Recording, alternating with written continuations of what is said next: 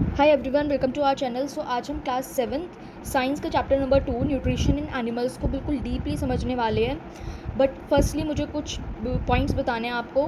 देखो, जैसे ही मैं आपको स्लाइड दिखाऊं उसे पूरा समझने के बाद आपका ये बिल्कुल रिस्पॉन्सिबिलिटी बनती है कि आप उसे नोट डाउन करेंगे, अपने नोट्स प्रिपेयर करेंगे। ये जो स्लाइड में हर एक चीज़ आपको दिख रही है बिल्कुल सफिशिएंट है आपके क्लास 7th के नोट्स, इस चैप्टर के नोट्स के लिए।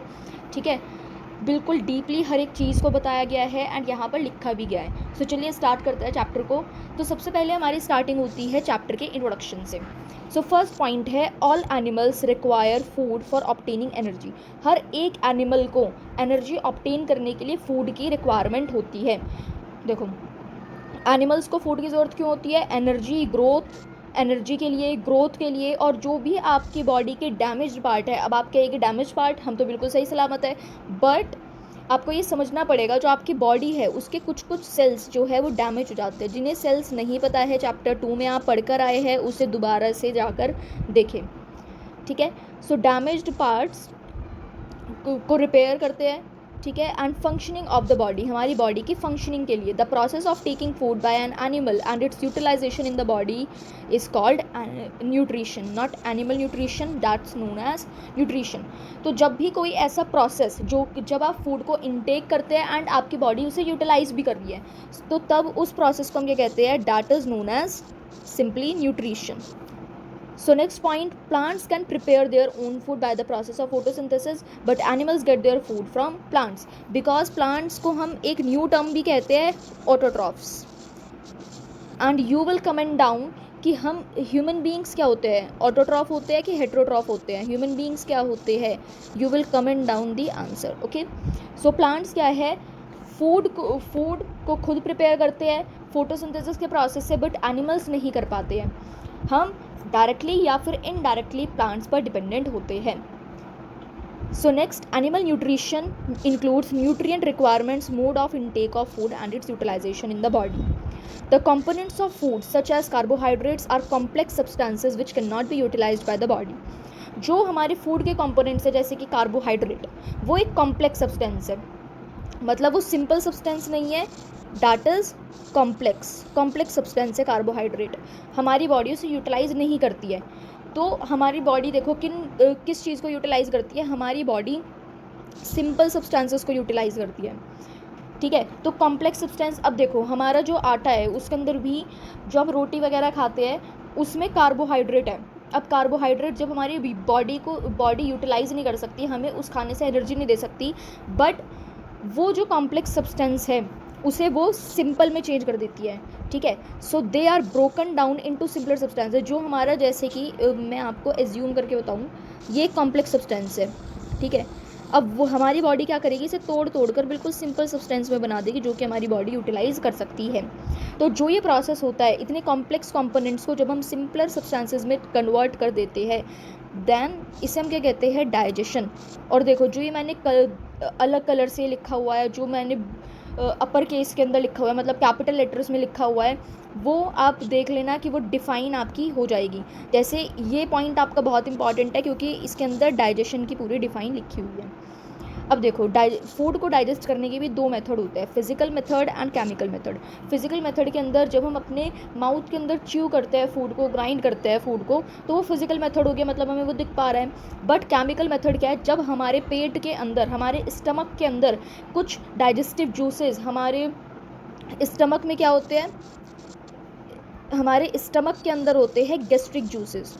ठीक है, गैस्ट्रिक जूसेस, जब उनके कुछ रिएक्शन वगैरह के कारण, कुछ रिएक्शन वगैरह से जब हमारे फूड का ब्रेकडाउन होता है, तो वो हो गया केमिकल मेथड। अब क्या क्या डिफरेंट वेज होते हैं फूड को इनटेक करने के? अब देखो, इंसान मुंह से खा रहा है तो ये तो नहीं कि वो जो कोई दूसरा प्राणी है वो भी ऐसे ही खा रहा है, ऐसा तो नहीं है। जैसे कि प्लांट्स को ही ले लो, प्लांट्स अपने फोटोसिंथेसिस जो भी खाना बनाते हैं तो कैसे खाते हैं? उनका मुंह तो नहीं है, उनका कुछ भी हमारी बॉडी की तरह उनका कॉम्प्लेक्स उनकी बॉडी नहीं है। ठीक है, so different types of animals show different modes of nutrition. Some animals filter tiny food particles and feed upon them. देखो, कुछ एनिमल्स क्या होते हैं, वो अपने खाने को पहले तोड़ लेंगे, वो पहले उसे सिंपलर सब्सटेंस में बाहर ही बना लेंगे। ठीक है, वो पहले अपने खाने को तोड़ लेते हैं, फिर उसके बाद खाने को स्वेलो करते हैं, ठीक है। अब कुछ एनिमल्स ऐसे हैं जो कि डेड एंड डिकेइंग मैटर पर खाते हैं, ठीक है, डेड एंड डिकेइंग मैटर पर वो अपना फीड करते हैं। कुछ ऑर्गेनिजम्स ऐसे करते हैं कि वो पहले खाना खा लेते हैं, फिर उनकी बॉडी में पूरा प्रोसेस हो रहा होता है फूड को सिंपल सब्सटेंसेस में चेंज करने का, ठीक है। So while some swallow the animals they prey upon, the mode of nutrition in different animals depend upon the spatial structure of organ for taking food inside the body। तो ये आपके किस तरीके की बॉडी बनी हुई है ये उसके ऊपर डिपेंड करता है कि आप कैसे फूड को खा रहे हैं। देखो जैसे कि आपकी बुक में भी, एनसीईआरटी की बुक में भी एक टेबल है, वही हम अच्छे से डिस्कस करते हैं। यहाँ पर एक टेबल के अंदर बताया हुआ है कुछ एनिमल्स के नाम है यहाँ पर, एंड कैसा काइंड ऑफ फूड वो इनटेक करते हैं। Name of animal, kind of food and modes of feeding. Snail क्या करता है, ये कैसे खाने को खाता है, एल्गी को। एल्गी का मतलब काई। आपके बेसिकली पानी वगैरह पे आपने देखा होगा काई जम जाती है तो वो इसकी ही होती है, हरी हरी सी काई। तो स्नेल क्या खाता है, काई खाता है, एल्गी खाता है। और मोड ऑफ फीडिंग क्या है इसका, स्क्रैपिंग फ्रॉम रॉक्स के पास से ये कुछ खा रहा होता है। आंट प्लांट मटेरियल खाती है और दूसरे एनिमल्स भी खाती है। बाइटिंग एंड च्यूइंग ये करती है। ईगल फ्लैश ऑफ प्रे, जो ये शिकार करता है उसका ये फ्लैश खा रहा होता है। फ्लैश का मतलब आई होप आपको पता होगा, इसे हम कहते हैं मांस, ठीक है। अब ये कैसे खाता है, ये पहले फाड़ता है, टीयर करके ये खाता है। हमिंग बर्ड ये फ्लावर का नेक्टर ये चूसती है, मतलब जो फूलों का रस होता है ये उससे चूसती है। अब चूसने को हम ये तो नहीं कहेंगे वो चू कर रही है, नहीं, दैट इज सकिंग। जब हम चूसने को हम क्या कहते हैं, सकिंग, ठीक है। लाइस, जो जुए वगैरह होती है वो आपके स्किन के स्कैल्प में से ब्लड को सक कर रही होती है। मॉस्किटो आपके एनिमल्स के ब्लड में से सक कर रही होती है। बटरफ्लाई नेक्टर फ्रॉम फ्लावर, साइफोनिंग, ठीक है, साइफोनिंग वो बेसिकली कर रही होती है। हाउस फ्लाई, देखो इसमें से कुछ तो बहुत ही ज़्यादा इजी है एंड कुछ आपको थोड़े से न्यू लगेंगे। सो एक दो बार अगर आप पढ़ेंगे इसे तो बिल्कुल इजीली आपको ये समझ आ जाएगा। हाउस फ्लाई क्या है, जो मक्खियाँ वगैरह होती है, फिल्थ एंड रिफ्यूजेस, सकिंग करती है ये भी। अमीबा टाइनी एक्वेटिक एनिमल्स को ये खा रहा होता है। And capturing and swallowing, snake specially Python वो पूरा एनिमल को एज अ होल खाता है, उसे स्वेलो करता है, ये निगलता है। तो देखो इसमें से आपको मुझे लग रहा है कि आपको ये तो एक नया दिख रहा होगा, ये हमिंग बर्ड वाला, ये भी अलग दिख रहा होगा। अदरवाइज़ ये तो आई होप आप सभी को पता ही होगा, ये सकिंग ही करते हैं, ठीक है। तो एक बार ना इस टेबल को आप अपनी कॉपी में भी ऐसे ही बिल्कुल नीट एंड क्लीन तरीके से इसे बनाएंगे। So just for knowledge, just for extra knowledge, आपने लोअर क्लासेस में भी पढ़ा होगा, बट मैंने जस्ट रिवाइज़ करवाने के लिए ये यहाँ पर लिख दिया है, ठीक है। तो देखो उनके फूड हैबिट्स पर, एनिमल के फूड हैबिट्स पर हम उन्हें 3 ग्रुप्स में बांटते हैं, herbivores, carnivores and omnivores. Herbivores कौन से होते हैं, जो कि सिर्फ और सिर्फ प्लांट्स खाते हैं, जैसे कि गोट, काउ एंड डियर। कार्निवोर्स क्या होते हैं, जो कि फूड को भी खाते हैं। देखो बेसिकली वो सिर्फ और सिर्फ फ्लैश खाते हैं, दूसरे एनिमल्स का ही मांस खाते हैं, ये फ्लैश खाते हैं। ओमनिवोर्स क्या होते हैं, ये तो दोनों खा लेते हैं, इन्हें जो मिला वही खा लेते हैं। प्लांट्स, एनिमल्स, जैसे कि एक ह्यूमन बीइंग भी एक ओमनिवोर ही है। इसके अंदर सिर्फ और सिर्फ हम जानवरों की बात नहीं कर रहे हैं, हर एक स्पीशी की बात कर रहे हैं। डॉग, क्रो, ये कुछ भी खा लेते हैं। अब देखो यहाँ पर स्टारफिश क्या है, ये एक मेराइन एनिमल है, मतलब पानी में ऐसे पानी के अंदर पाया जाने वाला है। Which is covered bye hard shells of calcium carbonate. देखो जो ये आपका स्टारफिश का टॉपिक है, ये आपकी एनसीईआरटी की बुक के बिल्कुल सेकंड पेज पर आप मूव ऑन करेंगे तो वहाँ पर लिखा हुआ है। तो मेराइन एनिमल क्या है, इसके जो ऊपर जो ये आपको हार्ड शेल्स दिख रहे हैं, किसके है, ये कैल्शियम कार्बोनेट के है। किसके है, ये कैल्शियम कार्बोनेट के, ठीक है। अब ये आपको हायर क्लासेस में पता चलेगा ये कैल्शियम कार्बोनेट क्या होता है, आप इसके सब फॉर्मूले वगैरह पढ़ेंगे, बट मैं जस्ट एक्स्ट्रा नॉलेज के लिए आपको बता दूँ, इसका फॉर्मूला है CaCO3। जैसे पानी का आपने पढ़ा होगा H2O होता है, ऐसे कैल्शियम कार्बोनेट को हम CaCO3 लिखते हैं। याद नहीं हो तो कोई टेंशन की बात नहीं है, that's not so important. So starfish का सेकंड पॉइंट पढ़ता है, it has a unique mode of nutrition. इसका बड़ा ही विचित्र सा मोड ऑफ न्यूट्रिशन है। It opens the shell of its prey ये जो उसका शिकार है ये उसका शेल ओपन करता है and pops out it's stomach through its mouth, और उसके स्टमक को ये and pops out it's stomach through its mouth, उसके माउथ से मतलब स्टमक को ये पॉप आउट करता है surrounding the soft body of its pray. The star fish after capturing its prey, जब स्टार फिश उस अपने शिकार को बिल्कुल पकड़ लेता है, जकड़ लेता है, brings back it's stomach inside its own body, फिर वो अपनी खुद की बॉडी के अंदर, जो देखो इसके अंदर बेसिकली क्या बताया गया है, जैसे कि सपोज करो उसका,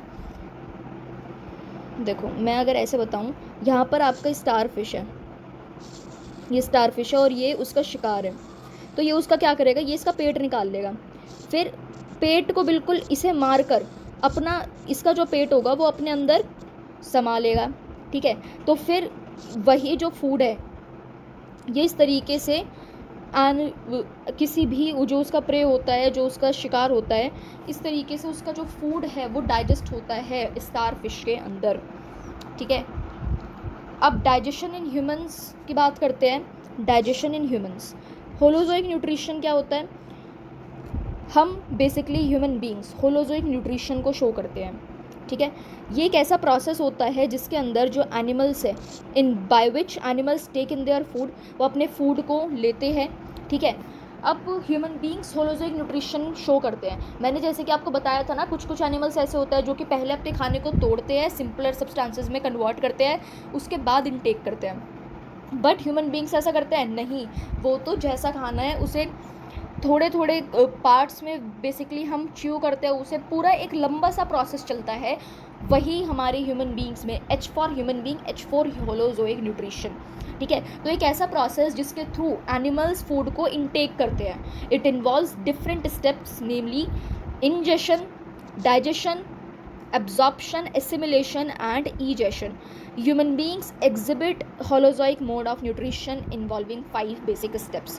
ये 5 basic steps are too important. देखो आपकी एनसीईआरटी की बुक में डायरेक्टली ऐसे नहीं लिखा होगा, बट क्वेश्चंस आपसे इतने घुमा फिरा कर इस चैप्टर में से पूछे जाएंगे, इसीलिए मैंने एनसीईआरटी के हिसाब से नहीं, पूरी एनसीईआरटी तो कवर्ड है, उसके सारे टॉपिक्स कवर्ड है, बट कैसे आपको एग्ज़ाम में लिख कर आने, कैसे आपके बिल्कुल A1 नोट्स प्रिपेयर हो पाए, मैंने इस तरीके से पीपीटी बनाई है, ठीक है।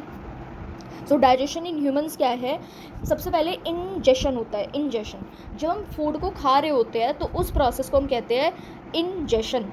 एंड न्यूट्रिशन क्या है, न्यूट्रिशन अलग है, ठीक है। हम फूड को खा रहे हैं और जब हमारी उसे बॉडी यूटिलाइज कर रही है तो वो हो गया न्यूट्रिशन। कभी किसी बच्चे को कन्फ्यूज़न हो न्यूट्रिशन एंड इंजेशन में, तो इंजेशन अलग है। इंजेशन के अंदर क्या होता है, बॉडी, जब हमारी बॉडी फूड को इनटेक करती है, हमारे मुंह में जब वो खाना जाता है तो उसे हम इंजेशन कहते हैं, ठीक है। डाइजेशन क्या है, एक ऐसा process in which the food containing large insoluble molecules is broken down into smaller water soluble molecules is called digestion. जब सिंपली इसका क्या मतलब है, डाइजेशन का मतलब क्या है, जब हमारे कॉम्प्लेक्स सब्सटेंसेस सिंपलर सब्सटेंसेस में चेंज हो जाते हैं तो वो हमारे डाइजेशन का प्रोसेस होता है, ठीक है। मतलब जो मैंने आपको बताया था कि बहुत ही बड़े कॉम्प्लेक्स सा सब्सटेंस है, जब वो सिंपलर सब्सटेंसेस में चेंज हो जाता है तो किस प्रोसेस के थ्रू होता है, डाइजेशन के थ्रू होता है। एब्जॉर्प्शन क्या है, जो भी आपका फूड डाइजेस्ट हुआ है, जब आपके intestinal wall in which the digested food passes through the intestinal wall into blood stream। अब देखो जो भी आपने फूड डाइजेस्ट किया है, हमारे शरीर में वो खाना कैसे जाएगा, हमें एनर्जी कब मिलेगी, जब हमारे खून में वो खाना दौड़ रहा होगा, मतलब हमारे खून में वो एनर्जी जाएगी। जब ब्लड, जो हमारे ब्लड स्ट्रीम है उसके अंदर वो न्यूट्रिशन जाएगा, हाँ उसके अंदर वो न्यूट्रिएंट्स जाएंगे, जो भी हमने खाना खाया है उसके जो न्यूट्रिएंट्स जाएंगे, जो भी हमने फूड को डाइजेस्ट किया है इंटेस्टाइनल वॉल के थ्रू वो ब्लड स्ट्रीम में जाता है। एसिमिलेशन क्या है, एक ऐसा प्रोसेस जब एब्जॉर्ब्ड फूड हमारी बॉडी सेल्स लेती है और उसे एनर्जी के लिए यूज़ करती है। ये तो अभी हमारे ब्लड स्ट्रीम में, मतलब हमारे ब्लड वेसल्स ने। एब्जॉर्प्शन क्या है, जो हमारे ब्लड वेसल्स उसे एब्जॉर्ब करती है डाइजेस्टेड फूड को, ठीक है। और एसिमिलेशन क्या है, जब हमारे बॉडी के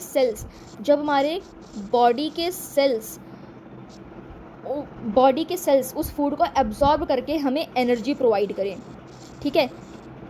और एब्जॉर्प्शन में सिर्फ क्या था, वो सिर्फ एब्जॉर्ब कर रहे हैं हमारे ब्लड वेसल्स, ठीक है। ठीक है। जो हमारा डाइजेस्टेड फूड है वो इंटेस्टाइनल वॉल में जाएगा, फिर हमारी जो ब्लड वेसल्स है वो उसे एब्जॉर्ब करेगी। एंड एसिमिलेशन क्या है, जब बॉडी के जो हमारी बॉडी के सेल्स हैं वो उसे एब्जॉर्ब करेंगे, उस फूड को एब्जॉर्ब करेंगे और उसके बदले में हमें क्या देंगे, एनर्जी देंगे, ग्रोथ करेगी हमारी बॉडी के, एंड हमारे जो भी डेड सेल्स हैं उन्हें रिपेयर करेगी, ठीक है। एंड ईजेशन क्या है, the process in which the undigested food, ये बिल्कुल आपका लास्ट का प्रोसेस होता है, एक ऐसा प्रोसेस जिसके अंदर आपका जो अनडाइजेस्टेड फूड है, मतलब आपने मोमोज़ खाया है, अब मोमोज़ की जो फिलिंग थी वो थोड़ी सी हेल्दी थी तो उसके न्यूट्रिएंट्स हमारी बॉडी ने ले लिए, अब जो बाकी का मैदा, जो कबाड़ था बिल्कुल मोमोज़ का, वो सारा हमारे लिए अनडाइजेस्टेड फूड है, मतलब हमारी बॉडी खुद ही उसे यूटिलाइज़ करने से मना कर रही है। तो जो भी हमारे किडनी वगैरह जो फूड को डाइजेस्ट नहीं कर पा रहे हैं वो अनडाइजेस्टेड फूड की कैटेगरी में आ गया, मतलब अब उसे अपनी बॉडी से बाहर निकालना है, ठीक है। अब ये नहीं सोचना चाहिए कि हमें कि हमारी बॉडी तो इतनी समझदार है कि हमें कि वो खुद ही बाहर निकाल रहे तो हम तो खाते रहते हैं, बट उससे हमारे शरीर पर भी नुकसान पड़ता है, ठीक है। सो इजेशन क्या है, एक ऐसा प्रोसेस जब हमारा अनडाइजेस्टेड फूड आपकी बॉडी से रिमूव हो रहा होता है उसे हम इजेशन कहते हैं, ठीक है। योर मॉर्निंग बिजनेस आप करते हैं वो इजेशन में आ जाएगा। सो नेक्स्ट हम पढ़ते हैं कुछ सिंपल ऑर्गेनिजम्स के अंदर न्यूट्रिशन किस तरीके से शो होता है। सो इस सेक्शन के अंदर हम कुछ पढ़ेंगे, आपने पहली बार ये नाम सुने होंगे आई एम श्योर। तो अमीबा, क्या पता आपने पहले भी सुना हो। पैरामीशियम, इसे हम पैरामीशियम पढ़ते हैं, इसकी स्पेलिंग यहाँ पर गलत लिखी हुई है, पैरामीशियम, OE आता है, MOE, ठीक है। हाइड्रा, स्पाइडर एंड फ्रॉग, इन 5 की आप न्यूट्रिशन किस तरीके से शो करता है वो देखेंगे। So nutrition in amoeba. So amoeba देखो एक माइक्रोस्कोपिक ऑर्गेनिज्म है। माइक्रोस्कोपिक ऑर्गेनिज्म मतलब ये माइक्रोस्कोप पे लगा हुआ होता है, नहीं। अमीबा मतलब इतना ज़्यादा छोटा है कि हमें इसे माइक्रोस्कोप से देखना पड़ता है, हमारी नेक्ड आई से नहीं दिख सकता, ठीक है।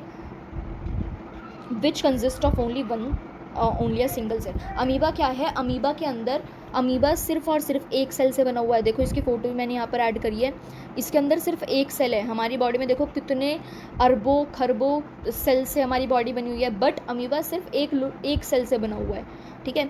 Amoeba is mostly found in pond water, जो आपका तालाब का पानी होता है उसके अंदर हमारा अमीबा पाया जाता है।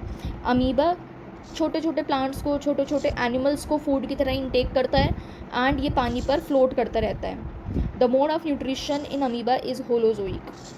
जो न्यूट्रिशन किस तरीके का शो करता है अमीबा, होलोजोइक। होलोजोइक न्यूट्रिशन क्या होता है, होलोजोइक हमने देखो यहाँ कुछ पढ़ा था, मतलब इसके अंदर ये पहले अपने खाने को इनटेक करता है, फिर उसके बाद इसके बॉडी में पूरे प्रोसेस वगैरह होते हैं। तो जिस प्रोसेस से ये फूड को इनटेक करता है अमीबा, उसे हम फेगोसाइटोसिस कहते हैं। फेगोसाइटोसिस। आई नो कि NCERT में नहीं लिखा होगा, बट जो भी बच्चे KV के हैं, प्राइवेट स्कूल के हैं, उनके टीचर कहीं ना कहीं से उल्टे सीधे क्वेश्चन लेकर आएगी, इसलिए एक आधी एक्स्ट्रा चीज़ मैं बता रही हूँ क्योंकि आपके एग्ज़ाम में नंबर ना कटे, ठीक है। क्योंकि टीचर फिर जब दे देती है तो वो बस आर्ग्यू ही करती है फिर, ठीक है। तो कुछ वही स्टेप्स देखो, वही स्टेप्स होते हैं अमीबा के न्यूट्रिशन में। कौन कौन से, इंजेशन, ईजेशन, ये इंजेशन लिखा हुआ है, ईजेशन, डाइजेशन, एब्जॉर्प्शन, एसिमिलेशन एंड ईजेशन। हाँ इंजेशन है ये, ठीक है। तो देखो यहाँ पर क्या है, हमारे ह्यूमन बीइंग से तो ये अलग है अमीबा का, क्योंकि हमारी बॉडी बहुत ही कॉम्प्लेक्स ऑर्गेनिज्म में आते हैं ह्यूमन बीइंग्स, एंड अमीबा तो बड़ा ही सिंपल सा ऑर्गेनिज्म है, एक ही सेल से बना हुआ है। तो देखो इंजेशन में क्या बात की गई है इसकी, amoeba ingest food by forming temporary finger like projections called pseudopodium. अब देखो अमीबा बेसिकली क्या करता है, उसके कुछ फॉल्स फीड्स होते हैं। इसकी मैं 1 मिनट वीडियो दिखाऊँ आपको। Example: Amoeba takes food using fingers-like extensions of cell surface called as pseudopodia. They fuse over the food particle by forming a food vacuole. Inside. देखो यहाँ पर जो आपको ये फॉल्स फीड दिखी है, देखो यहाँ जो ये ऐसे इसकी बॉडी चेंज होती रहती है, इसकी कोई भी फिक्स शेप नहीं होती है अमीबा की।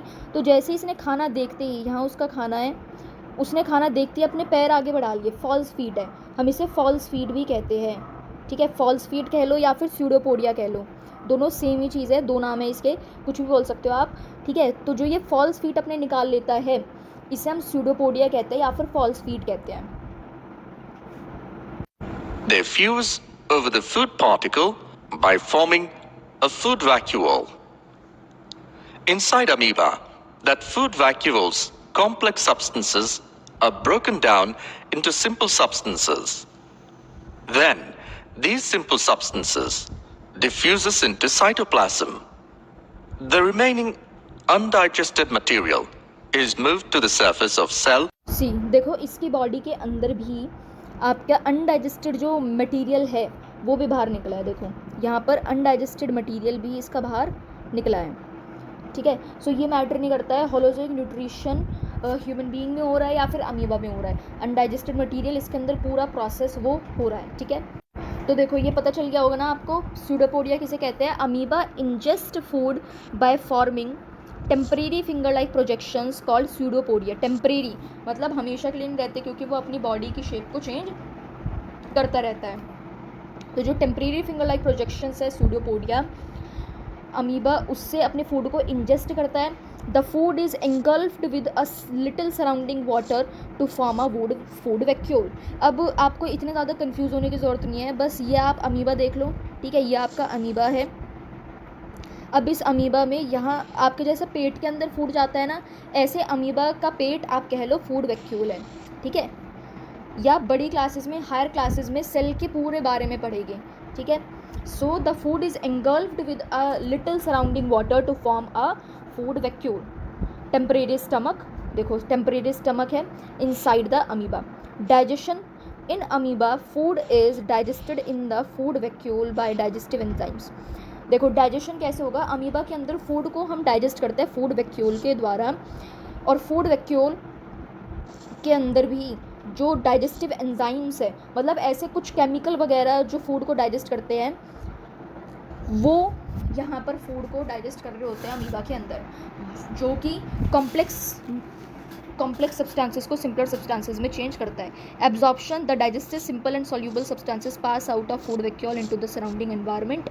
एसिमिलेशन, देखो एब्जॉर्प्शन क्या है, आपका खाना यहाँ पर एब्जॉर्ब हो गया, बाकी के सेल में भी ये खाना पहुँचेगा, तो वो एब्जॉर्प्शन हो गया। एसिमिलेशन, जो फूड मटीरियल है अब उससे एनर्जी मिलेगी आपको, ठीक है। अब इजेशन क्या है, जो भी आपका अनडाइजेस्टेड मटीरियल है वो यहाँ पर बाहर निकल जाएगा, ठीक है। देखो यहाँ मैं दिखा दूँ इसका बिल्कुल पूरी फिगर, देखो ये आपका अमीबा है, अमीबा की शेप चेंज होती रहती है। ये आपका न्यूक्लियस है। मैंने चैप्टर नंबर 1 में सेल के बारे में कुछ छोटा सा इंट्रोडक्शन दे दिया था।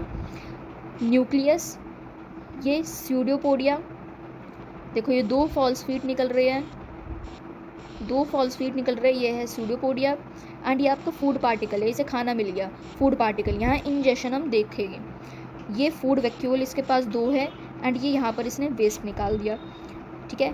नेक्स्ट, पैरामीशियम के अंदर न्यूट्रिशन हम कैसे देखते हैं। पैरामीशियम भी एक छोटा सा यूनिसेल्युलर एनिमल है। यूनिसेल्युलर का मतलब सिर्फ और सिर्फ इसके पास एक सेल है अमीबा की तरह, ये भी पानी में रहता है। Ingestion, paramecia uses its hair like structures called cilia. अब देखो यह आपका कुछ इस तरीके का होता है पैरामीशियम, इसकी बॉडी पर कई सारे छोटे छोटे छोटे बाल से होते हैं, हेयर लाइक स्ट्रक्चर होते हैं, जिन्हें कि हम क्या कहते हैं, जो ये आपको बाल दिख रहे हैं ये क्या है, इन्हें हम सीलिया कहते हैं। अब देखो इसका खाना जैसे यहाँ पर पड़ा हुआ है, तो अब ये खाना उड़कर यहाँ नहीं आएगा, इसे मूव करना पड़ेगा यहाँ पर। अब ये कैसे मूव करेगा, इसको तो पैर भी नहीं है, तो फिर ये कैसे करता है, इसकी ज़मीन पर इसके पास इतने सारे हेयर्स है, ये घिसट घिसट कर क्रॉल कर करके ये ऐसे मूव करता है अपने खाने की तरफ, ठीक है। इस वजह से सीलिया इसके पास होता है to sweep the food particle from water and put them in to mouth. Ingestion is followed by other steps such as digestion, absorption, assimilation and egestion which are same as those we studied in amoeba। इसके अंदर भी मतलब ये सारे process हो रहे हैं, assimilation, ingestion, ये सारे, ठीक है। तो मैंने आपको बेसिकली ये बता दिया पैरामीशियम के ऊपर ये हेयर लाइक स्ट्रक्चर क्यों होता है, क्योंकि खाना जैसे यहाँ पड़ा है तो इसे यहाँ मूव ऑन करके इसे जाना है, मूव करके इसे जाना है यहाँ पर। तो ये क्या, ये अपने हेयर की मदद से बिल्कुल हेयर की हेल्प से यहाँ पर फिसल फिसल कर ये जाएगा। हाइड्रा के अंदर न्यूट्रिशन कैसे शो होता है? हाइड्रा एक सिंपल मल्टी सेल्यूलर एनिमल है। मल्टी सेल्यूलर का मतलब इसके पास एक से ज़्यादा सेल्स हैं। It has number of tentacles, इसके अंदर टेंटिकल्स होते हैं उसके माउथ के around which are use for ingestion of food. These tentacles entangle small aquatic animals and kill. Everything that lives must one day die, right? Well, maybe not everything. Consider the Hydra. It's named after a many-headed monster from Greek mythology. Chop off one head and two grow in its place. That myth isn't too far from the real Hydra's death-defying abilities. They're cousins to jellyfish. See the resemblance? But Hydra live in freshwater. Its body is a hollow.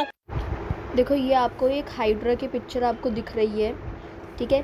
जो ये बड़े बड़े hair से आपको दिख रहे हैं, hair like structures, इन्हें हम क्या कहते हैं? इन्हें हम कहते हैं टेंटिकल्स, ठीक है। These are known as tentacles.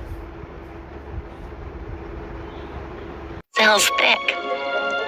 Its head is just a bunch of tentacles surrounding a mouth. No eyes or brain. The whole thing is about as long as a grain of rice. The hungry Hydra stretches out its tentacles to snag swimming prey. Microscopic harpoons hook the water flea, injecting it with paralyzing neurotoxins.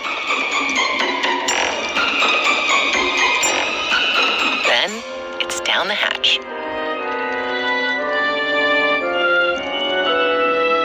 The Hydra uses those nutrients to make more Hydra. Check out this bud. It's a clone sprouting right from the Hydra's side. देखो यहाँ पर जो ये आपको एक extra growth इसकी दिख रही है, इसे हम बड कहते हैं, ठीक है।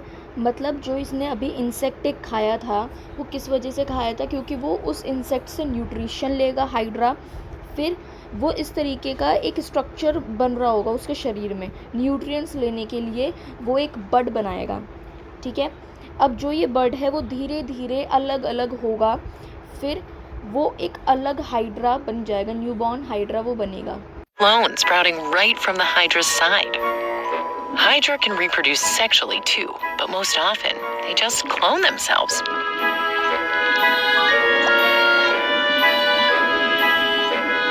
Chip off the old block. Hydra are constantly regenerating their own bodies too, replacing all of their cells every 20 days. They can do that because roughly half of the cells in their bodies are stem cells, which can develop into all the different types of specialized cells you need to build or rebuild a body. Stem cells only make up a tiny percentage of our bodies, and our stem cells degrade over time. That's why we age. But a Hydra can make near perfect copies of its stem cells, basically forever. It's called non-senescence, biological immortality. Having all those stem cells allows Hydra to recover from all kinds of damage. All right, here we go.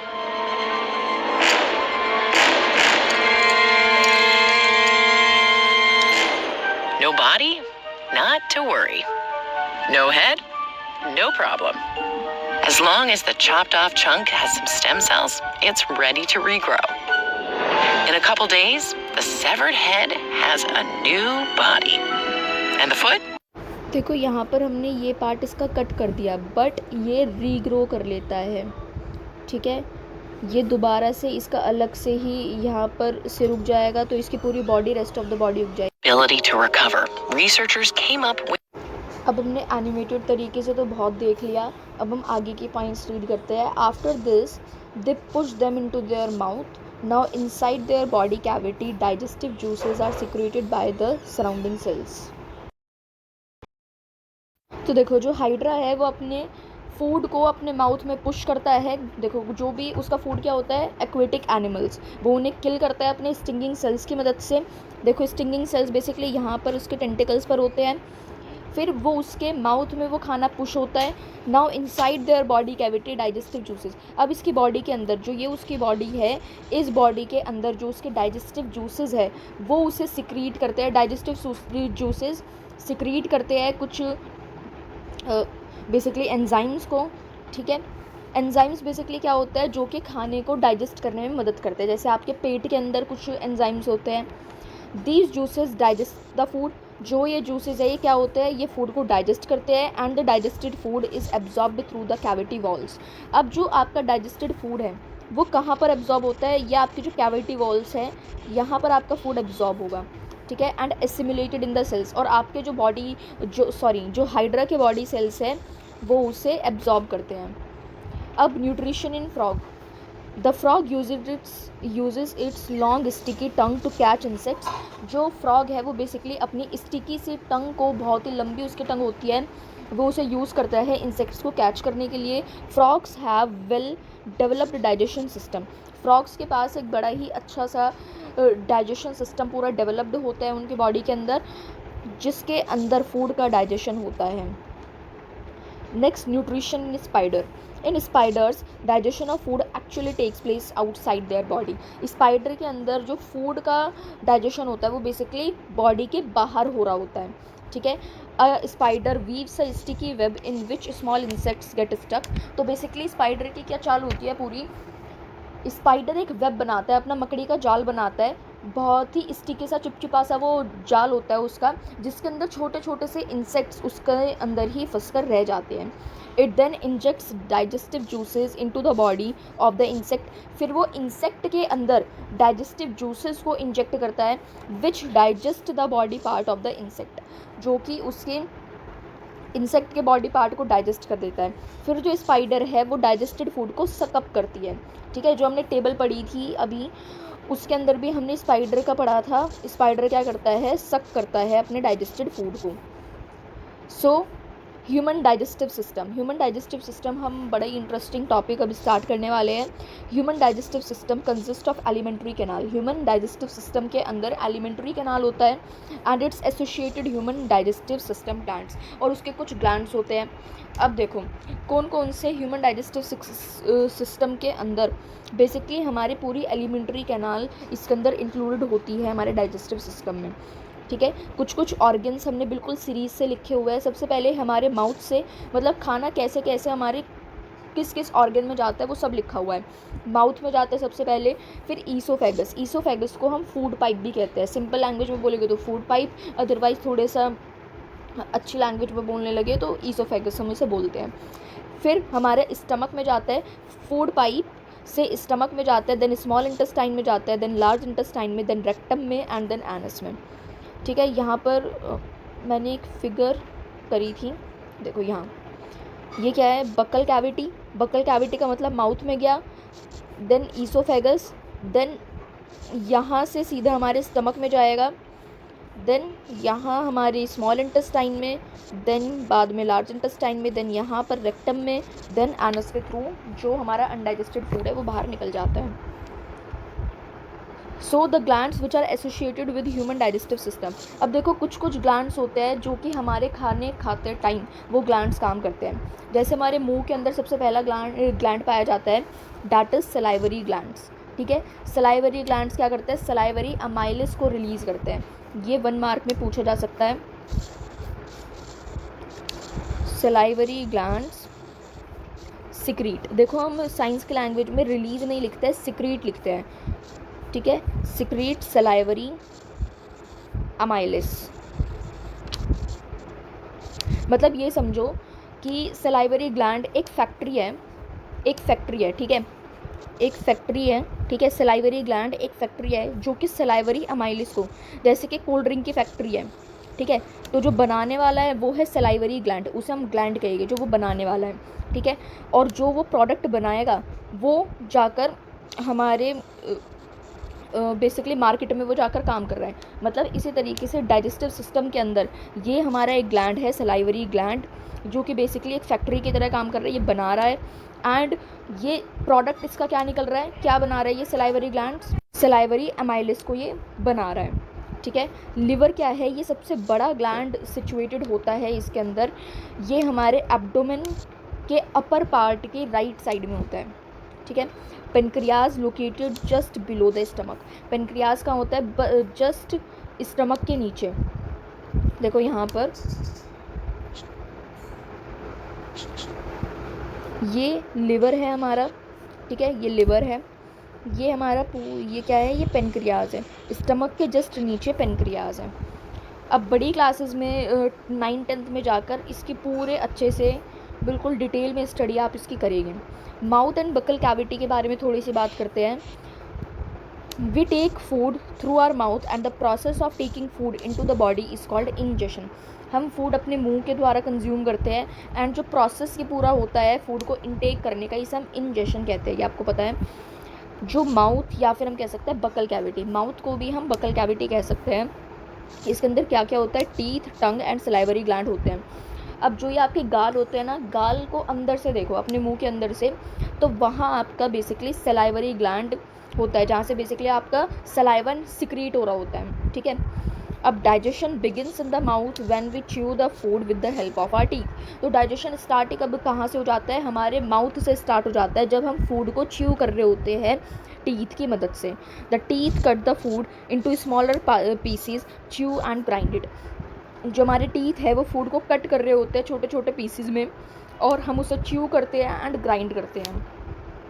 So chewing breaks down the food into smaller pieces and mixes them with saliva. This process is called as mastication. देखो, जब हम खाने को चबा रहे होते हैं और उसके साथ हमारा मुंह सूखा तो नहीं होता, उसके हमारे मुंह के अंदर हमेशा सलाइवा प्रोड्यूस होता रहता है।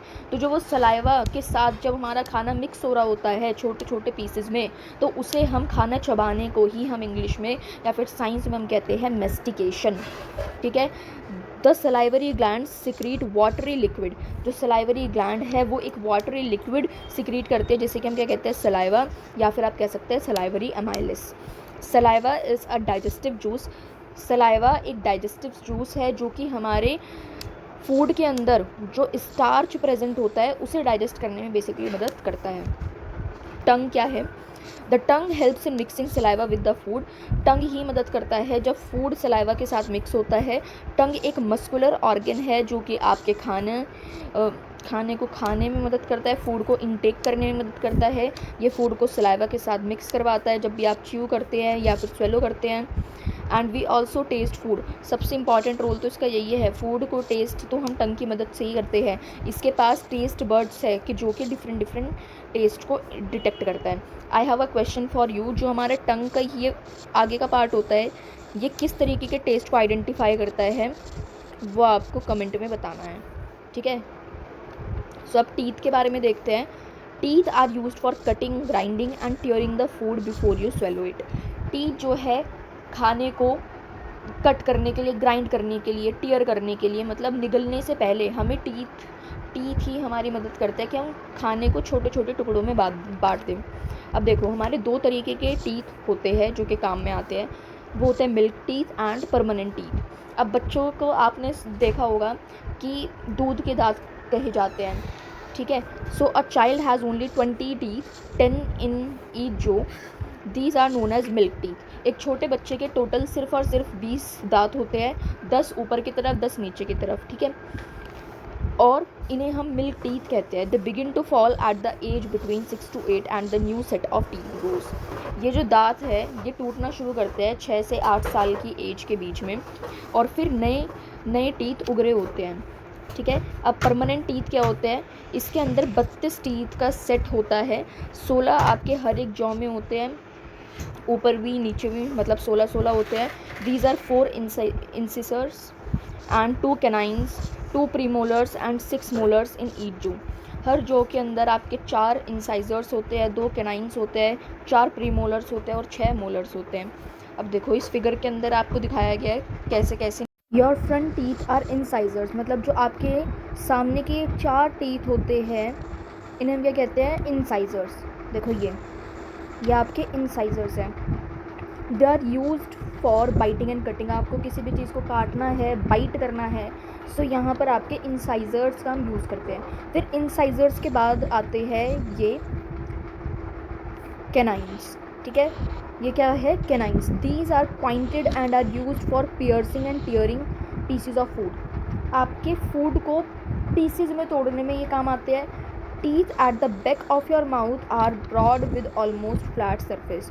जो आपके पीछे की तरफ होते हैं दांत, वो बेसिकली ऑलमोस्ट फ्लैट सरफेस के होते हैं, और वो हमारे बेसिकली मेनली, और यही हमारे फूड को क्रश एंड ग्राइंड करते हैं। इन्हें हम मोलर्स एंड प्री मोलर्स कहते हैं। ये इस साइड के दो एंड इधर के दो, ये क्या होते हैं, ये दोनों होते हैं प्री मोलर्स, एंड जो ये है ये आपके मोलर्स हो गए। ठीक है, ये आपके मोलर्स है। जो हमारे टीथ के ऊपर एक सब्सटेंस पाया जाता है, इसे हम एनामल कहते हैं। ठीक है, ये जो आपके दांत आपको दिख रहे हैं वाइट सब्सटेंस से जो ये कवर्ड है हमारे दांत, इन्हें हम इनेमल कहते हैं। अब sweets and tooth decay. The tooth is covered by white hard out covering of tooth called enamel. जो हमारा टूथ है वो बेसिकली एक वाइट कलर के हार्ड आउटर कवरिंग से कवर्ड होता है, जिसे कि हम इनेमल कहते हैं। Below which dentine is present, जिसके नीचे डेंटाइन प्रेजेंट होता है। It is similar to bone which protects the pulp cavity having nerves and blood vessels.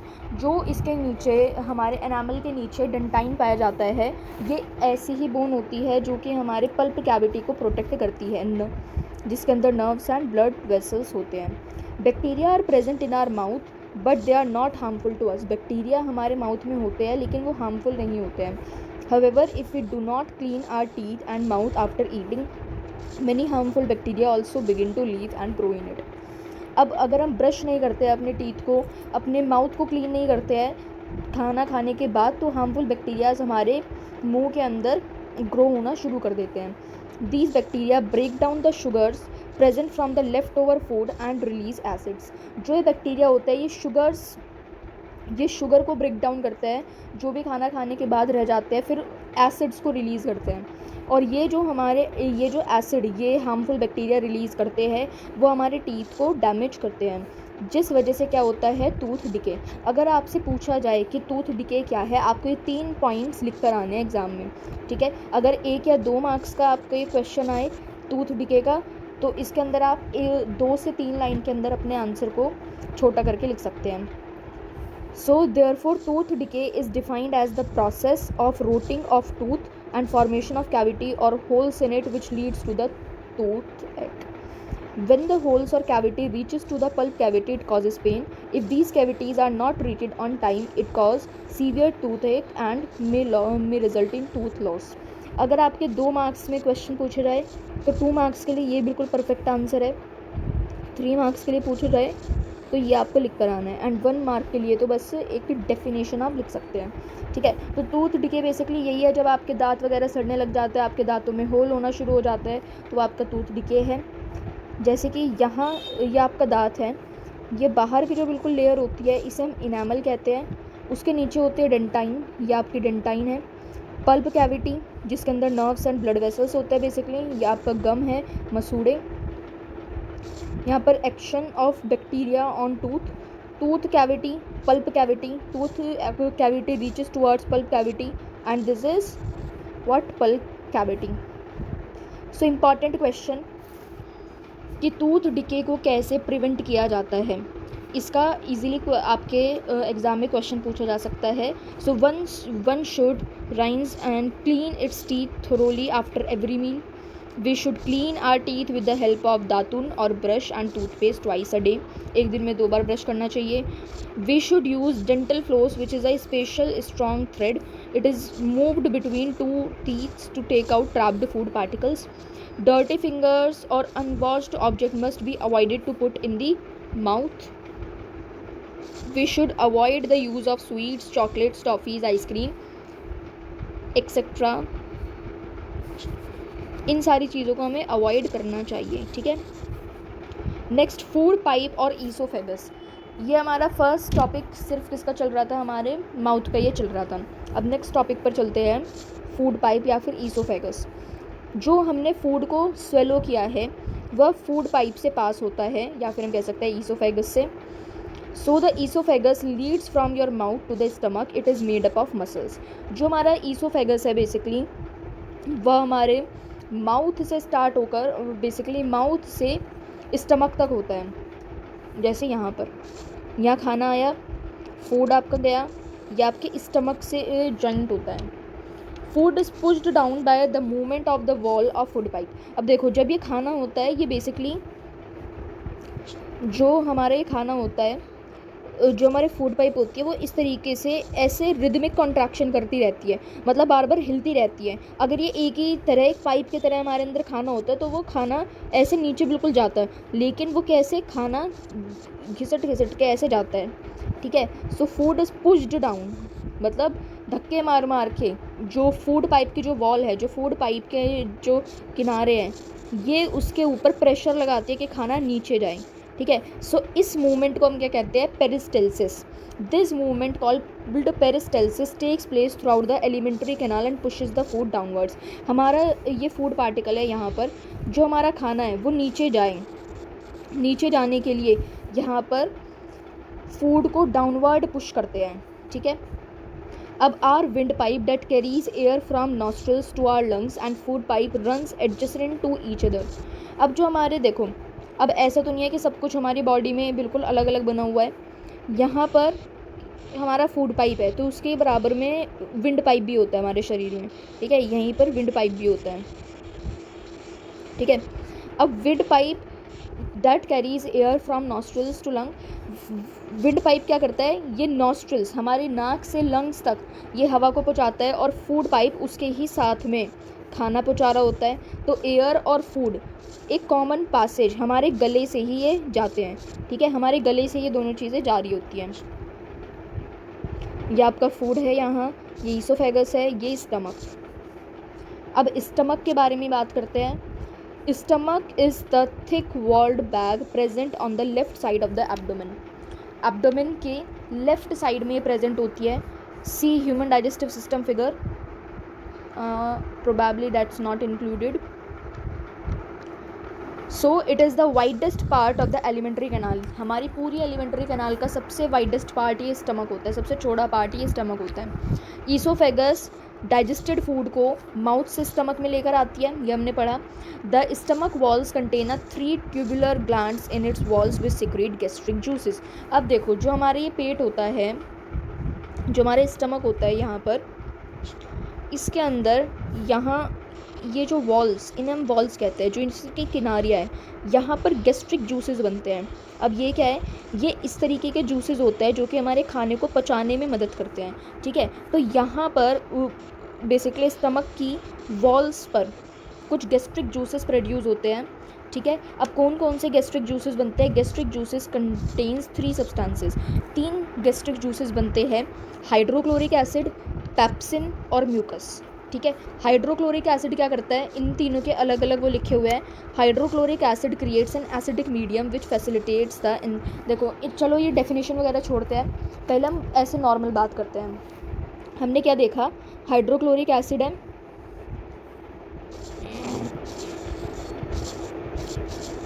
Hydrochloric acid. तो देखो हमारे पेट के अंदर 3 चीज़ें होती है, हाइड्रोक्लोरिक एसिड होता है, पेप्सिन होता है एंड म्यूकस होता है, ठीक है, म्यूकस।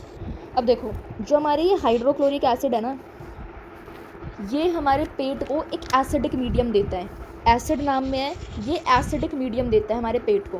एंड पेप्सिन क्या करता है, पेप्सिन बेसिकली देखो ये प्रोटीन को डाइजेस्ट करने में मदद करता है। अब आपने जैसे कि मीट खाया है, ठीक है, रात को आपने मीट खाया है, चिकन खाया है आपने, अब रात को चिकन के अंदर क्या पाया जाता है, सबसे ज़्यादा प्रोटीन पाया जाता है, ठीक है, प्रोटीन। अब हमारा शरीर कैसे उसे डाइजेस्ट करेगा, अब खाना हमारे शरीर में ऐसे क्या ऐसा पेट में तो नहीं रह जाता, अब उसमें से हमारे शरीर का ये काम है कि वो उसमें से न्यूट्रिएंट निकाले कि भाई इस बंदे ने कुछ खाया तो इसे एनर्जी दो। अब प्रोटीन, रात को आपने चिकन खाया है तो प्रोटीन, अब आपका पेट के अब पेट का आपका काम है कि वो प्रोटीन उसे एब्जॉर्ब करना है।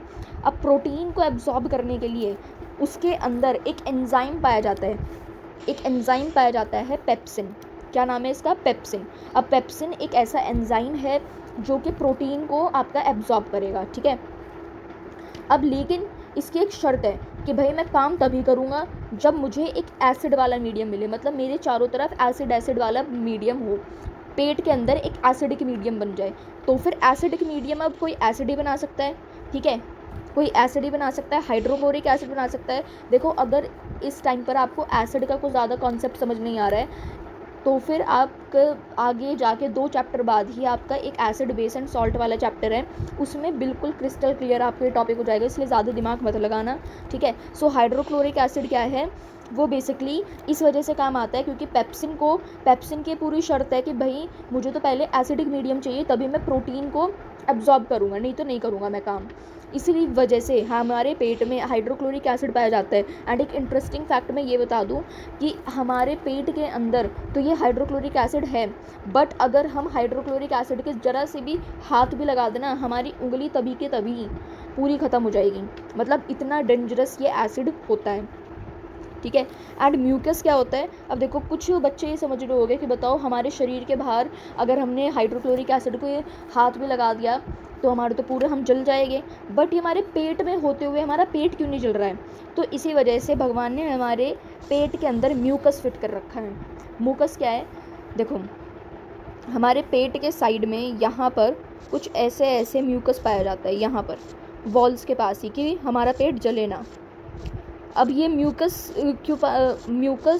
जो है हमारे स्टमक की वॉल को प्रोटेक्ट करने के लिए पहले ही है कि एसिड हमारे पेट में है तो फिर उसकी प्रोटेक्शन के लिए, हमारे पेट की प्रोटेक्शन के लिए म्यूकस वहाँ पर पाया जाता है। तो अब इसकी डेफिनेशन से समझते हैं, अब आपको बिल्कुल क्लियर हो जाएगी डेफिनेशन, ठीक है। The hydrochloric acid creates an acidic medium which facilitates the action of the enzyme pepsin, कि जो हमारा पेप्सिन एंजाइम है वो अपने एक्शन मतलब काम करना शुरू कर दे। That is the digestion of protein into simple substances. अब देखो आपने रात को चिकन खाया है, प्रोटीन उसके अंदर था, अब प्रोटीन कौन उसका डाइजेशन करेगा, तो प्रोटीन के डाइजेशन के लिए हम पेप्सिन का यूज़ करते हैं। अब ये प्रोटीन को सिंपलर सब्सटेंसेस में बदल देगा, क्योंकि हमने पहले भी ये पढ़ा है कि कॉम्प्लेक्स सब्सटेंसेस को हम कंज्यूम करते हैं ह्यूमन बींग्स, तो फिर हमारी बॉडी उसे सिंपलर सब्सटेंसेस में उसे चेंज करती है। अब next, the acid kills many bacteria that enter along with the food. अब हाइड्रोक्लोरिक एसिड का ये भी काम है कि वो जो भी हमारे खाने के साथ जो भी गंदे बैक्टीरिया आते हैं, जो हार्मफुल बैक्टीरिया आते हैं, उन्हें भी मारने में ये हाइड्रोक्लोरिक एसिड मदद करता है। अब mucus helps to protect the stomach wall from its own secretion of hydrochloric acid. Mucus मदद करता है कि हमारे जो स्टमक की वॉल है उसे प्रोटेक्ट करने के लिए, मतलब हमारा पेट जल ना जाए, इस वजह से हमारे पेट के अंदर पहले से ऑलरेडी म्यूकस प्रेजेंट होता है। The partially digested food then goes from the stomach into the small intestine. अब हमारा थोड़ा सा फूड के डाइजेस्ट होने की शुरुआत हो चुकी है, मतलब प्रोटीन तो चलो पेप्सिन ने डाइजेस्ट कर लिया, अब जो बाकी के खाने के अंदर जो बाकी की चीज़ है वो डाइजेस्ट होगी स्मॉल इंटेस्टाइन में, ठीक है। स्मॉल इंटेस्टाइन में चलते हैं। So small intestine is a highly coiled and is about 7.5 metre long. अब ये समझो स्मॉल इंटेस्टाइन बहुत ज़्यादा लंबी होती है, ठीक है। 7.5 मीटर लॉन्ग वो होती है, ठीक है, 7.5 मीटर लंबी। अब ये सोचो कि 7.5 मीटर के तो मैम हम खुद भी मतलब 7.5 मीटर के तो हमारे हाथ पैर भी नहीं होंगे, ये पेट, ये स्मॉल इंटेस्टाइन तो ज़रा सी है, तो ये कैसे आ गई। तो देखो स्मॉल इंटेस्टाइन जो है वो बहुत ज़्यादा लंबी नहीं होती है हमारे पेट में, वो बहुत हाईली कॉइल्ड होती है। हाईली कॉइल्ड का मतलब बड़ी ही, मतलब आप उसका स्ट्रक्चर भी देखोगे, देखो यहाँ पर फिगर में कितनी ज़्यादा हाईली कॉइल्ड है यहाँ स्मॉल इंटेस्टाइन।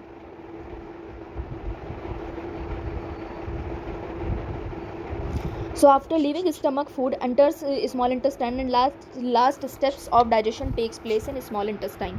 तो बेसिकली आपका जो फूड है वो स्टमक के बाद डायरेक्टली स्मॉल इंटेस्टाइन में आता है, फिर उसका फाइनल डाइजेशन वगैरह हो रहा होता है। It receives secretions from liver and pancreas and wall of small intestine also secretes juices. अब ये जूस किस तरीके का, जूस गन्ने का जूस बन रहा है पेट में हमारे? नहीं, हमारे पेट के अंदर कुछ डाइजेस्टिव जूसेस बन रहे होते हैं, ठीक है, जिससे कि हमारे फूड जो है वो डाइजेस्ट हो पाए पूरा। तो हमारा पेट के साथ साथ अब देखो कितने हमने स्टेप देखे। स्टमक एक तो फूड को डाइजेस्ट करने में मदद कर रहा है, हमारे मुंह के अंदर हमारे माउथ में सलाइवरी ग्लैंड्स होते हैं, वो सलाइवरी अमाइलेस रिलीज़ करता है, जिससे कि हमारे वहाँ से ही फूड का डाइजेशन स्टार्ट हो जाता है। स्टार्च, जो भी हमारे फूड में स्टार्च प्रेजेंट होता है वो डाइजेस्ट होना शुरू हो जाता है। फिर हमारे फूड पाइप की बारी आती है, वो तो सिर्फ खाने को मुंह से स्टमक में लेकर आता है। स्टमक के अंदर हमने देखा कि फूड के अंदर जो भी प्रोटीन है वो पेप्सिन डाइजेस्टिव एंजाइम उसे डाइजेस्ट करता है। तो अब बारी आती है स्मॉल इंटेस्टाइन की। अब स्मॉल इंटेस्टाइन बेचारा अकेला क्या करेगा, तो उसके साथ और क्या आता है, और बेसिकली लिवर एंड पेनक्रियाज उसकी मदद करते हैं। ठीक है, लिवर एंड पेनक्रियाज उसकी मदद करते हैं। सो लिवर क्या है, liver is the largest gland in the body. Liver सबसे बड़ा ग्लैंड होता है बॉडी के अंदर, जो कि हमारे एब्डोमेन की राइट साइड के अपर पार्ट में पाया जाता है।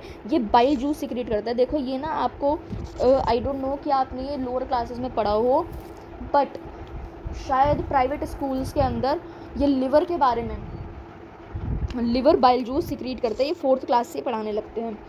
ठीक है, अब लिवर क्या सिक्रेट करता है, बाइल जूस सिक्रेट करता है। याद रखना, बहुत इंपॉर्टेंट है, 1 मार्क में डेफिनेटली पूछा जाएगा। ठीक है, 1 मार्क में पूछा जाएगा ये। लिवर क्या सिक्रीट करता है, बाइल जूस सिक्रीट करता है लिवर। एंड अब ये लिवर ने सिक्रीट तो कर दिया, दे तो दिया अब ये बाइल जूस, लेकिन इसे स्टोर कहाँ करते हैं हम, गॉल ब्लैडर, पित्त की थैली। इसे हम पित्त की थैली भी कहते हैं हिंदी में। आपने सुना होगा कि पित्त की थैली में पत्थर है, पथरी है, तो बेसिकली वो इसी के अंदर होती है। ठीक है, तो लिवर क्या है, लिवर बाइल जूस को सिक्रीट करता है, और जो बाइल जूस सिक्रीट होता है वो स्टोर किस में होता है, गॉल ब्लैडर में होता है। पेनक्रियास क्या है, ये एक बड़ा सा क्रीम कलर का ये ग्लैंड होता है, जो कि पेट के जस्ट नीचे ये प्रेजेंट होता है। ठीक है, पेट के जस्ट नीचे ये प्रेजेंट होता है। The pancreatic juice acts on carbohydrate, fat and protein and converts them into simple form. अब जो पेनक्रियाज है वो पेनक्रियाटिक जूस को सिक्रीट करता है। ये बड़ा आसान होगा आपके लिए याद रखना, पेनक्रियाज से पेनक्रियाटिक जूस। अब इसके भी कई सारे टाइप होते हैं, लेकिन इस क्लास में आपको याद करने की वो ज़रूरत नहीं है, आप ये बड़ी क्लासेस में पढ़ेगी। ठीक है, the partly digested food now reaches the lower part of the small intestine. The walls of the small intestine contain glands which secrete intestinal juice. The enzymes present in finally convert the protein into amino acids, complex carbohydrate into glucose, fats into fatty acids and glycerol. ये important है। देखो अब जो enzymes है वो finally ये सारे liver मिलकर, पेनक्रियाज मिलकर और स्टमक मिलकर, ये तीनों के तीनों अब जो खाने के अंदर हमारा प्रोटीन है, जो खाने में प्रोटीन है वो कन्वर्ट हो जाएगा अमीनो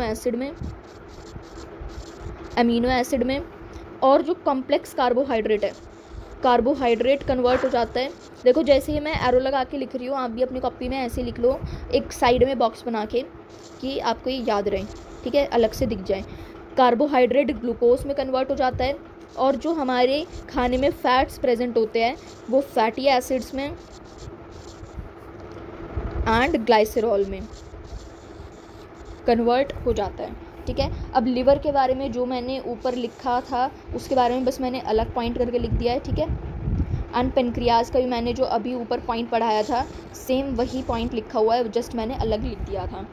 गॉल ब्लैडर क्या है, गॉल ब्लैडर एक स्मॉल पियर शेप्ड, पियर आपने नाशपाती खाई होगी, तो इसी तरीके की हमारा गॉल ब्लैडर कुछ दिखता है, पियर शेप्ड का ऑर्गन होता है, जो कि हमारे लिवर के नीचे प्रेजेंट होता है, क्योंकि देखो लिवर उसे क्या देगा, बाइल जूस, तो वो नीचे ही प्रेजेंट होता है गॉल ब्लैडर, और बॉडी की राइट साइड में वो होता है। ये बाइल जूस सिक्रीट करता है, जो कि बाइल जूस कौन सिक्रीट करता है, बाइल जूस को स्टोर करता है, एंड बाइल जूस सिक्रीट कौन करता है, लिवर करता है। Bile plays an important role in the digestion of fats. अब बाइल जूस किस में काम आता है, ये फैट जो भी आपके खाने में आपने पढ़ा होगा कि इसके अंदर इतने फैट है, आपने चिप्स का पैकेट खाया, चिप्स के पैकेट के पीछे, उसके रैपर के पीछे देखो, वहाँ पर फैट्स लिखा हुआ होता है कि 3.1 ग्राम इसके अंदर फैट है। तो उस फैट को कौन सिक्रीट कर रहा होता है, किसकी मदद से वो हो रहा होता है, बेसिकली बाइल जूस की मदद से हो रहा होता है। ठीक है, अब एब्जॉर्प्शन एंड एसिमिलेशन क्या है। Absorption, the small intestine is the main region for the absorption of digested food. मतलब जो आपका डाइजेस्टेड फूड है अब वो एब्जॉर्ब होगा। देखो अब एब्जॉर्ब कैसे होगा ये आपको देखना पड़ेगा। जो आपकी स्मॉल इंटेस्टाइन होती है, देखो वो तो बहुत बड़ी होती है, जस्ट मैंने ऐसे इमेजिन करके उसका एक टुकड़ा ले लिया। ठीक है, स्मॉल इंटेस्टाइन के एक तरीके से देखते हैं। अब वहाँ पर ना कई सारे फिंगर लाइक प्रोजेक्शंस इस तरीके से होती हैं। ठीक है, अब जो ये फिंगर लाइक प्रोजेक्शंस होती है, इसका काम क्या होता है स्मॉल इंटेस्टाइन में। अब आपने यहाँ पर खाना एब्जॉर्ब किया है। ठीक है, खाना यहाँ पर आपके यहाँ एब्जॉर्ब हुआ है। ठीक है, जो ये खाना यहाँ एब्जॉर्ब हुआ है, अब जो ये आपको दिख रहे हैं फिंगर लाइक प्रोजेक्शंस, इन हम फिंगर लाइक प्रोजेक्शंस, इसे हम विलाय कहते हैं, ठीक है। अब इससे जो है ये सरफेस एरिया को इंक्रीज़ करती है, इससे एरिया बढ़ रहा है, सरफेस एरिया बढ़ रहा है कि फूड का डाइजेशन बहुत जल्दी हो। और जो ये आपके वॉल्स इनकी दिख रही है, यहाँ पर ब्लड वेसल से जुड़ी हुई होती हैं, ब्लड वेसल से। और हमारा खाना हमारे शरीर में कब लगेगा, जब वो हमारे जो पूरे न्यूट्रिशन है, जो पूरे न्यूट्रिएंट है वो हमारे ब्लड के अंदर दौड़ रहे होंगे। तो स्मॉल इंटेस्टाइन में तो फाइनल डाइजेशन होता है। अब जो ये विलाय होते हैं ये ब्लड वेसल से भी जुड़े हुए होते हैं, ठीक है। इससे हमारा फूड जो है, डाइजेस्टेड फूड एब्जॉर्ब होता है। स्मॉल इंटेस्टाइन की जो ये वॉल्स है, इससे हमारे डायरेक्ट ब्लड वेसल्स में, ये हमारे ब्लड के अंदर ये डायरेक्ट डाइजेस्टेड फूड एब्जॉर्ब हो रहा होता है, ठीक है। अब एसिमिलेशन क्या है, the blood carries these useful substances to each and every part of the body uses these substances for its growth and maintenance. Blood जो है वो इन सारे सब्सटेंसेस को हमारी बॉडी के हर एक पार्ट के अंदर लेकर जाता है। इसलिए स्मॉल इंटेस्टाइन के बाद डायरेक्टली हमारा डाइजेस्टेड फूड कहाँ जाता है, ब्लड के अंदर चला जाता है with the help of villi, और we can say finger like projections. इससे हमारी बॉडी के अंदर सब्सटेंस की ग्रोथ एंड मेंटेनेंस होती है। The absorption of digested food and its utilisation by the body is known as assimilation. जब हमारा फूड ब्लड के अंदर चला जाता है तब हम उसे कहते हैं एसिमिलेशन, ठीक है। डाइजेस्टेड फूड जब पूरा एब्जॉर्ब हो जाता है, यूटिलाइज हो जाता है, तो उसे हम एसिमिलेशन कहेंगे। फिर glucose which is the final product of carbohydrate digestion is broken down with the help of oxygen into carbon dioxide, and this is not so important. Amino acid किस वजह से, बस ये ज़रूर याद रख लेना, अमीनो एसिड किसके लिए यूज़ आते हैं। अमीनो एसिड आपके ग्रोथ के लिए काम आते हैं, और जो भी डेड सेल्स हैं उनकी ग्रोथ के लिए काम आते हैं। फैटी एसिड्स और glycerol store below the skin as energy reserves. ये हमारी स्किन के नीचे ये स्टोर होते हैं, क्यों, just to reserve energy. Large intestine क्या है, ये 1.5 मीटर लंबी होती है। It is wider and shorter than the smaller intestine. देखो अब कुछ थोड़े क्यूरियस से बच्चे ये जानने की कोशिश कर रहे होंगे कि जो एक्चुअल में बहुत ज़्यादा बड़ी इंटेस्टाइन है उसे तो हम स्मॉल कहते हैं, और जो छोटी इंटेस्टाइन है उसे हम लार्ज कह रहे हैं। ऐसा क्यों, क्योंकि देखो हमने क्या पढ़ा था, स्मॉल इंटेस्टाइन की कितनी है, 7.5 मीटर उसकी लेंथ है, बट लार्ज इंटेस्टाइन तो सिर्फ 1.5 है। तो हम इसे स्मॉल इंटेस्टाइन क्यों कह रहे हैं फिर भी, वो इसलिए है क्योंकि देखो स्मॉल इंटेस्टाइन लेंथ में बहुत लंबी है, वाइड नहीं है, वो चौड़ी नहीं है। उसे बहुत ज़्यादा कॉइल्ड करके रखा जाता है स्मॉल इंटेस्टाइन को, है वो 7.5 मीटर की, लेकिन उसे कॉइल करके रखा जाता है और वो पतली है बहुत, ठीक है। एंड वहीं जो लार्ज इंटेस्टाइन है वो बहुत चौड़ी भी है, ठीक है बट वो 1.5 मीटर की, वो चौड़ी है वो, ठीक है। इस वजह से वाइडर होने के कारण हम इसे लार्ज इंटेस्टाइन कहते हैं।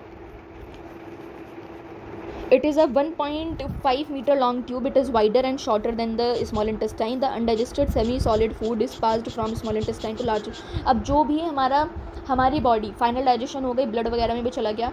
अब जो गंदगी है जो हमारी बॉडी ने उसे कंज्यूम नहीं किया, वो अनडाइजेस्टेड फूड अब लार्ज इंटेस्टाइन में बेसिकली जाते हैं। लार्ज इंटेस्टाइन हमारे वाटर को एब्जॉर्ब करता है, और जो भी अनडाइजेस्टेड फूड से सॉल्ट होते हैं उन्हें एब्जॉर्ब करता है। जो रिमेनिंग वेस्ट मटेरियल है वो हमारे रेक्टम में जाता है, then and remains there for some time in the form of semi solid faeces, और कुछ टाइम के लिए रेक्टम के अंदर रहता है, ठीक है। और फिर जो ये वेस्ट फेसल मैटर होता है इसे रिमूव किया जाता है एनस के थ्रू हमारी बॉडी में by the process of ईजेशन। Rectum के अंदर हमारा जो भी वेस्ट मटेरियल है वो बॉडी का वहाँ पर रहता है। देन जब कोई एक हम प्रेशर जनरेट करते हैं, देन तब ईजेशन के प्रोसेस के थ्रू हम एनस के थ्रू बेसिकली अपनी बॉडी से फूड उस वेस्ट मटेरियल को रिमूव करते हैं।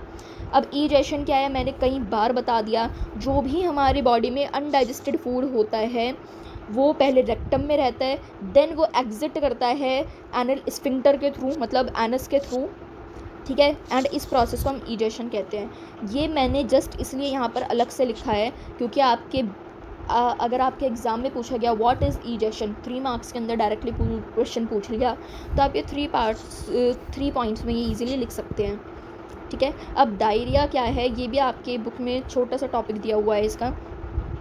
सो ये एक ऐसी कंडीशन है जिसके अंदर in which a person passes out watery stools frequently. It is a disease which is caused by an infection, food poisoning और इनडाइजेशन। ये एक ऐसे डिजीज़ है जो कि बेसिकली किसी भी इन्फेक्शन के थ्रू हो सकती है, किसी फूड पॉइजनिंग किसी को हो जाए, इनडाइजेशन हो, और ये ज़्यादातर छोटे छोटे बच्चों में यूजुअली देखी जाती है। एंड इस कंडीशन के अंदर लॉस ऑफ वाटर होता है and salts from the body of a person through frequent watery stools. Watery stools like loose motion लग जाते हैं लोगों को, ठीक है। सो इस कंडीशन में यही होता है। और जो ये लॉस ऑफ वाटर आपकी बॉडी से हो रहा होता है वाटरी स्टूल के थ्रू, इसे हम डिहाइड्रेशन कहते हैं। And it may be fatal under severe conditions. Diarrhoea should never be neglected. हमें डायरिया को कभी भी निगलेक्ट नहीं करना चाहिए। In order to prevent dehydration को से बचने के लिए the person suffering from diarrhoea should be given a solution of sugar and salt in the clean water for several times in a day. हमें जो भी डायरिया पेशेंट है, हमें उसे एक सॉल्यूशन देना चाहिए शुगर एंड सॉल्ट का, क्लीन वाटर के साथ, ठीक है।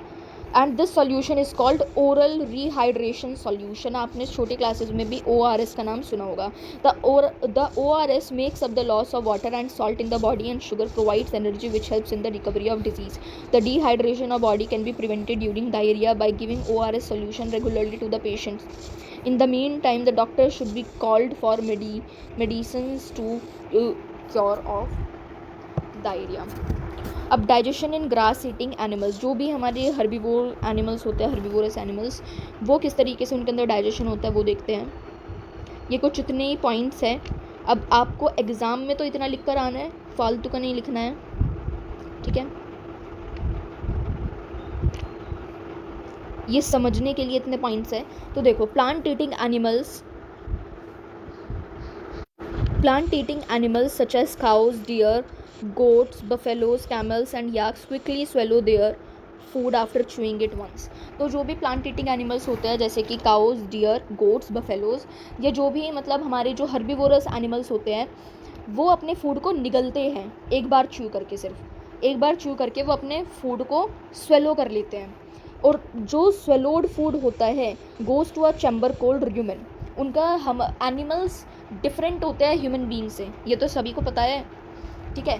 तो उनका खाने को डाइजेस्ट करने का भी तरीका अलग है, ठीक है। जो भी हमारे हर्बीवोरस प्लांट एनिमल्स होते हैं, मतलब जो सिर्फ और सिर्फ पेड़ पौधे खाते हैं, वो खाने को निगलते हैं, एक बार च्यू करते हैं वो सिर्फ, ठीक है। एंड जो उनका स्वेलोड फूड होता है, जो उन्हें खाना जो निगला है उन्होंने, वो एक चैम्बर के अंदर जाता है जिसे हम कहते हैं र्यूमेन।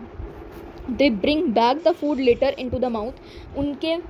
उनके ही जो र्यूमेन है, जो वो चैम्बर है र्यूमेन, वहीं से उनके मुंह के अंदर वापस से वो खाना आता है। They bring back the food later into the mouth and chew it again. These animals are called ruminants. इन एनिमल्स को हम क्या कहते हैं? र्यूमिनेंट्स कहते हैं, ठीक है। And the process is called rumination. और जो ये प्रोसेस फॉलो करते हैं इसे हम क्या कहते हैं? र्यूमिनेशन कहते हैं।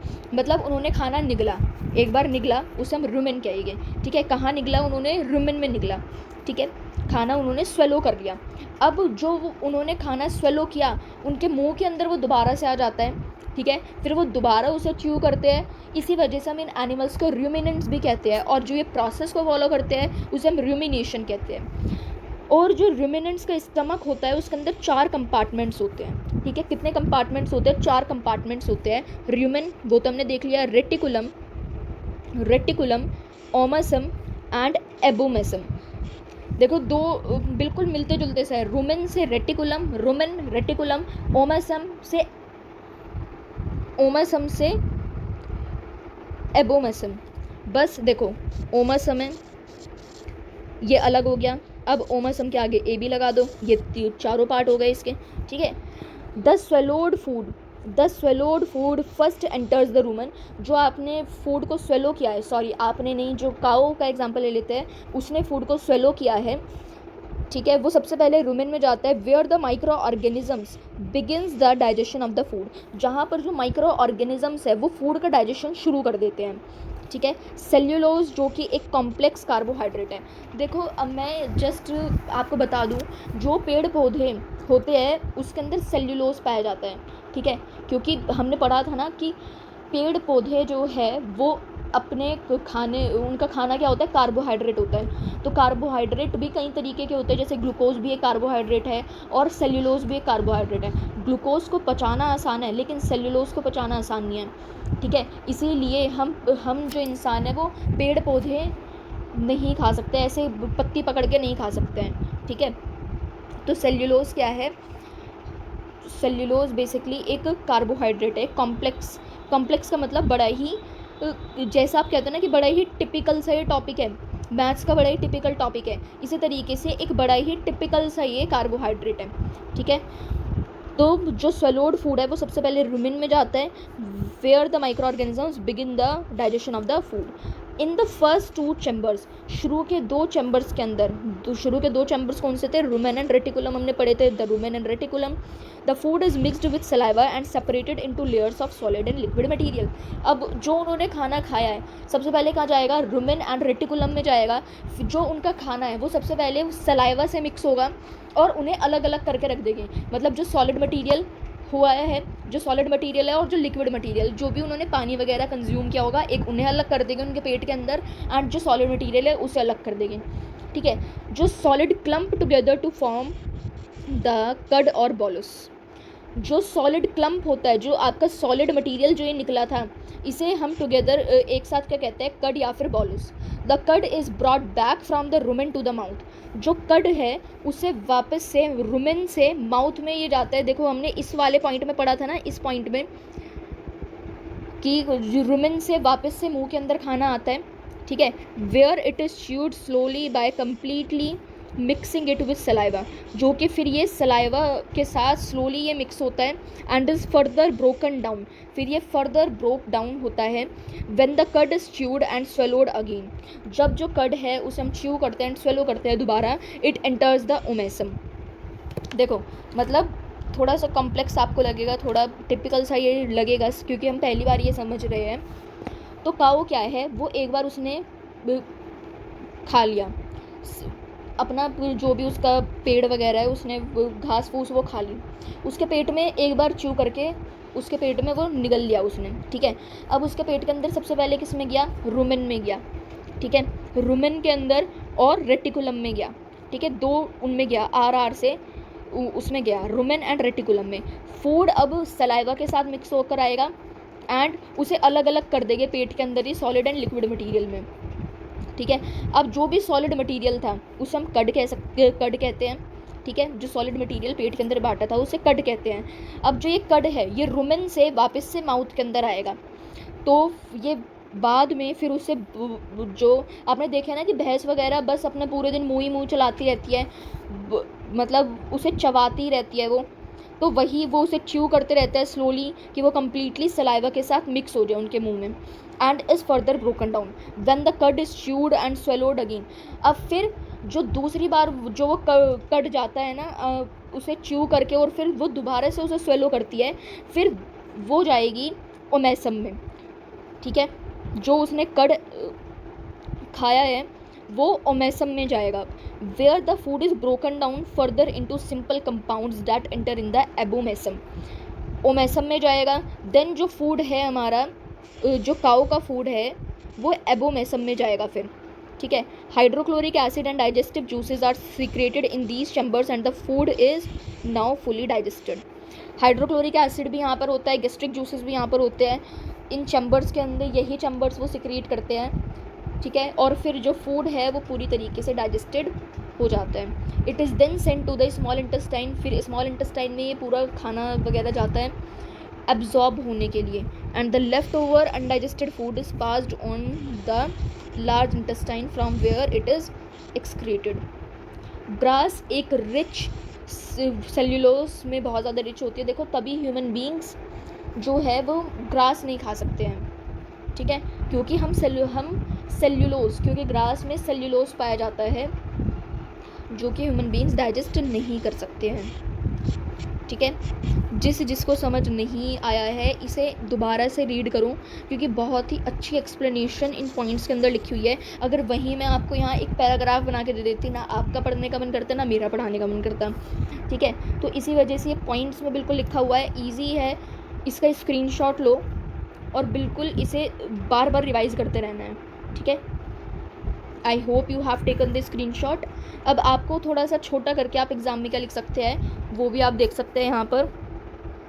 बट मेरे हिसाब से ना अपने एग्ज़ाम में अगर ये 5 नंबर का क्वेश्चन आ गया ना तो एब्सोल्युटली आप ये लिख कर आना, बिकॉज़ अपनी थोड़ी सी लैंग्वेज अपनी यूज़ कर लोगे तो वो भी ठीक है, बट मेरे हिसाब से साइंस के अंदर अपनी लैंग्वेज इतनी ज़्यादा ना यूज़ करके थोड़ा सा कुछ ऐसे वर्ड्स को अगर आप यूज़ करेंगे ना, देखो आपको लिखोगे भी क्या आप अपनी तरफ से, पूरा तो रटने का होता है मतलब वैसे ज़्यादातर जैसे रूमिनेंट्स है। अब इसके अलावा आप लिखोगे क्या, ये तो आपको याद ही करना पड़ेगा इनके कि कितने चैम्बर्स है इसके, ये सब कुछ आपको याद ही करना पड़ेगा, ठीक है। तो ये वाले आपको पॉइंट्स बिल्कुल अपनी कॉपी में नोट डाउन करने हैं एंड आई होप आप अभी तक नोट्स तो प्रिपेयर कर ही रहे होगे, ठीक है। तो ये वाले पॉइंट्स लिखना, ये इतने मत लिखना, ये रहने दो, ये ज़्यादा यूज़फुल पॉइंट्स हैं, ठीक है।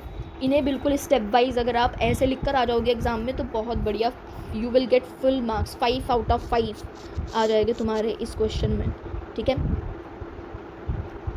अब नेक्स्ट चलते हैं कर्ड। कर्ड क्या है, अगर अलग से 1 नंबर में डेफिनेशन आ गई तो जो हमारा पार्शियली डाइजेस्टेड फूड होता है जो कि रूमेन से माउथ में वापस आ जाता है फर्दर च्यूइंग के लिए, उसे हम कर्ड कहते हैं। रूमिनेशन क्या है, rumination is the process by which the cattle regurgitate previously consumed feed and masticate it in a second time. A process of digestion in amoeba, ये क्या है, ये हमने पढ़ लिया है वैसे, बट अमीबा जो है फूड पार्टिकल्स को सूडोपोडिया के द्वारा एब्जॉर्ब करता है, वो हमने देख लिया है, ये मतलब ये पूरा रिपीट हो गया है, so there is no need to write it again. So that's all for today.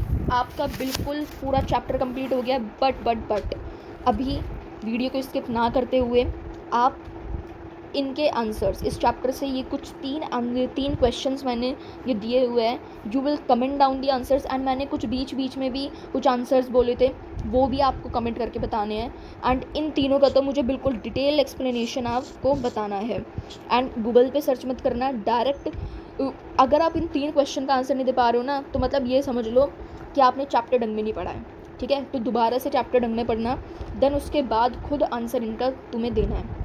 So most important question इस चैप्टर